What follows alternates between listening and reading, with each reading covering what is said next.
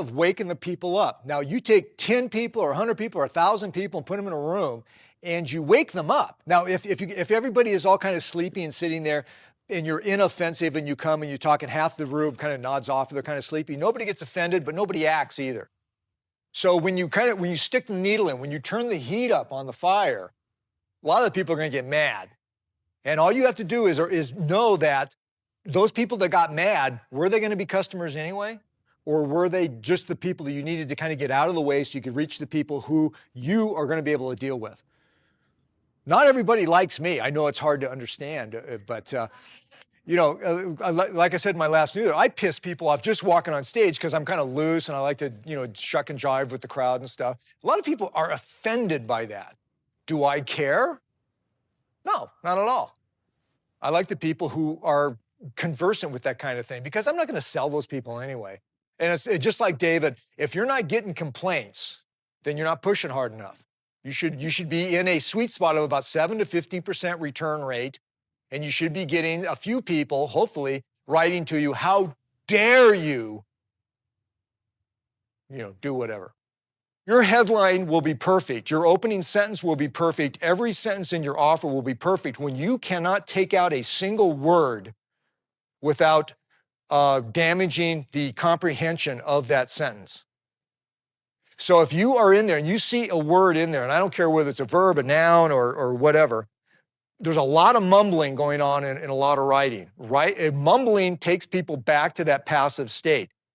We have words, like power words, like good verbs. That is our tool to bring the reader out of that passive state into a semi-active state, because you want him agitated. One of the best testimonials I've ever gotten, and I've gotten many of them, have been along the lines of, damn you, Carlton, I read your ad. There's no way I'm going to buy anything because I'm not the kind of guy that buys, from ads. But then I woke up at 3 a.m, couldn't get back to sleep, so I picked up the phone and called and ordered. That's a successful ad. Gets into their head, works down into their emotional sweet spot, kind of works the passions, doesn't let them get unagitated. All we have is words. You can't reach out and actually throttle them. A lot of teachers talk about grabbing the reader, reaching out from the page and grabbing the reader. They like to say that on Madison Avenue, in the big agencies. But they don't know what they're talking about. What they're talking about is shock value at best. Shock value gets your attention. After that, all you have are words to be able to bring them in, hold them, and move them through this, what we call the greased slide of the sales process, working them down into the point you want them to be.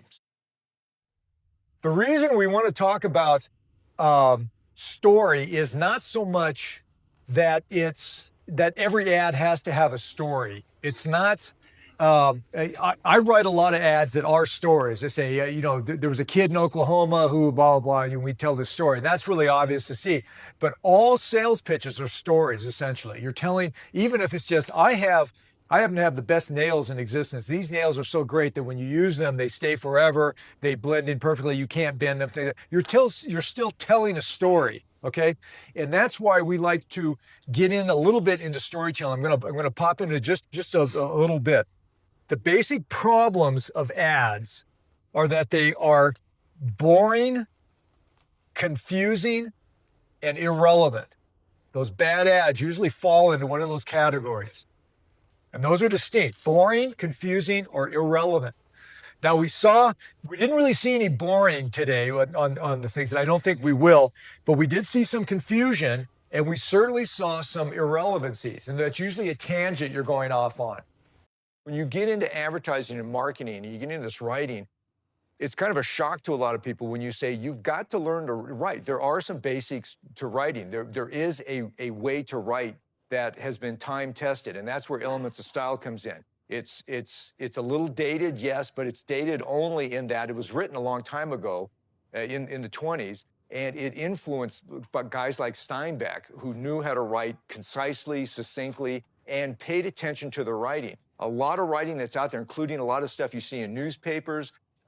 Just pick up a newspaper and start counting the that's in a story, and this is obvious that people are now teaching people how to write, and the teachers don't know how to write. So the corruption is endemic. And of course, as all marketers know, this is your in. This is great news for anybody who knows what everybody else doesn't know, because you can now become that clear, concise writer. It can actually be a USP in your market for you to be the one guy who can clearly say what everybody else is mumbling about. Anybody not know the difference between features and benefits? I will explain it very briefly, but does anybody not know? A feature is the heft, the weight, the physical dimensions, the actual thingness of whatever it is you're selling. And even if it's information, if it's in an ebook, for example, a feature would be a call that he's having here, free telephone seminar. That would be a thing. Benefits are what that thing does for your customer or your prospect. Nobody sells features. You're always selling benefits.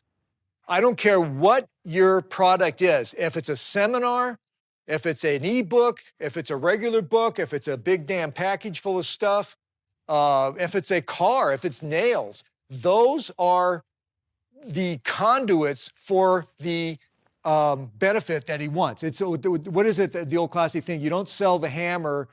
You don't sell the drill. You sell the hole. You don't sell the drill. You sell the hole.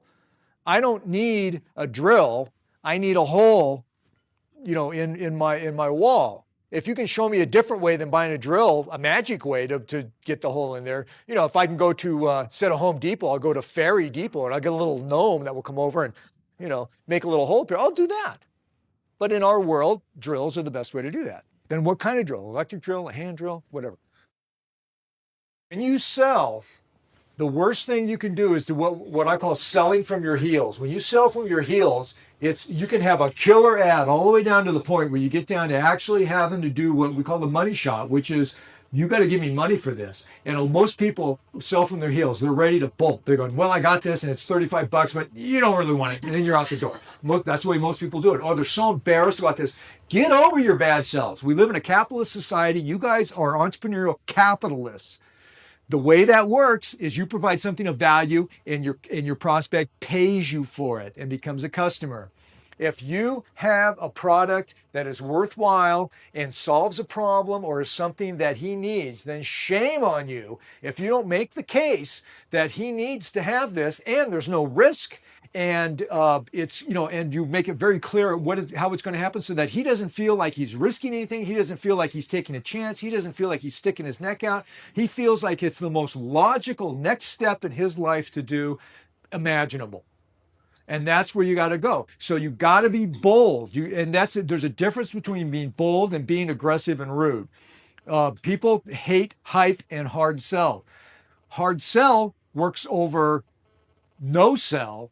But if you get some kind of shift in there where you're hard selling at the point of there's a limitation. If you don't buy now, you're not going to be able to get it. I only have 13 left. And when they're gone, they're gone. We're not going to make any more. And by the way, I think my assistant just hung up on the phone and 5 more got sold. So it's going away right now. It's going away very quickly. That is hard sell. That's pushing. That's pushing you to make a decision. However, if you buy it and you don't like it, you can keep it for 3 months. And if you're not, if you don't like it, send it back in any shape. I don't care if you've beaten it up or dropped it or had your kid flush it down the toilet. Just send it back. I'll send you all your money back. We'll part friends, and you will have just gotten a free look at something that other people aren't even going to be able to see at all. That's a hard sell. That's a push. There's urgency. There's limitation. All of the things that are in there. But yet it's not offensive because you couch it in a way that, look, you don't do it. If this isn't for you, that's fine. That's what we call the takeaway or the negative sell. This isn't for everybody. In fact, most people on this list are reading this really shouldn't be doing this. It's going to make too much money. It'll cause too many problems in your life. And I don't want to be responsible for having you ruin your life with a new yacht that you can't take care of. And sometimes all you need to do is just sell the damn thing. Sometimes, especially in a launch process, and in fact, this was the advice I gave to, Kurt and the guys, for StomperNet and stuff, which was, he's been very open about it. They were all over. They didn't know what they were going to do. And I said, look, just tell them, at this point, you don't need to sell them and stuff. You need to tell them who you are, what you got, why it's for them, how to get it. And it could be a short, straight, to the point type of thing. And they actually ran a non-headline. They said this space reserved for a headline or something. It was a joke, but it worked because the fever was already going. These people who went here wanted to get resolution for the pain that had been inflicted by the launch process. So this is relief. This is the punchline. So you tell me, how might you give the punchline to this, to somebody who's just come, okay, I'm here. I wanted to know what the heck's going on. What's going on? What would you say? Detective work that you do, you need to get past the company line. Now, as a freelancer, I know the company line is the guy that owns the business, is so in love with this, he's going to say, this thing does this, this, and this is why people buy it. Almost 100% of the time, he will be 180 degrees dead wrong. He will not know why people buy. He knows why he would have bought it, why he got into it. He knows that. That's what I call the company line. And for you and your product, what Stan was talking about, you've been eating your own company line for a while, and you're in love with this product.